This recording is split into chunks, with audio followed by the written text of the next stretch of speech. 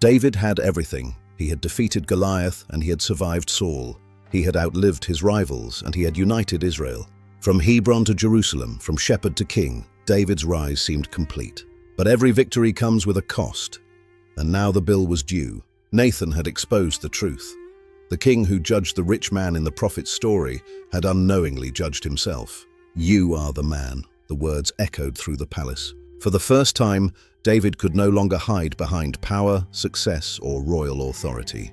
David bowed his head. "I have sinned against the Lord." Nathan answered, "The Lord has put away your sin. You shall not die." Yet forgiveness did not erase the consequences, because kings, like all men, must live with the results of their actions.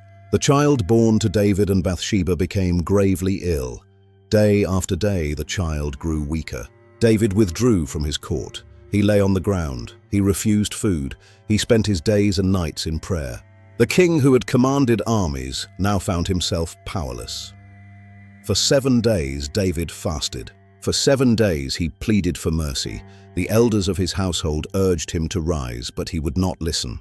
He hoped that somehow the judgment would be reversed, that somehow God would spare the child. But on the 7th day, the child died. The servants were afraid. If David had suffered so deeply while the child still lived, what would happen now? They whispered among themselves. Yet David saw their faces. He understood immediately. "The child is dead, isn't he?" The servants answered, "Yes." Then something unexpected happened. David stood up. He washed himself. He changed his clothes. He entered the house of the Lord and worshipped.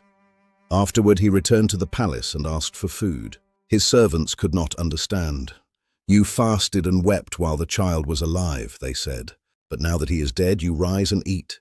David answered, "While the child was alive, I fasted and wept. For I said, 'Who knows whether the Lord will be gracious to me?' But now he is dead. Can I bring him back again? I shall go to him, but he will not return to me."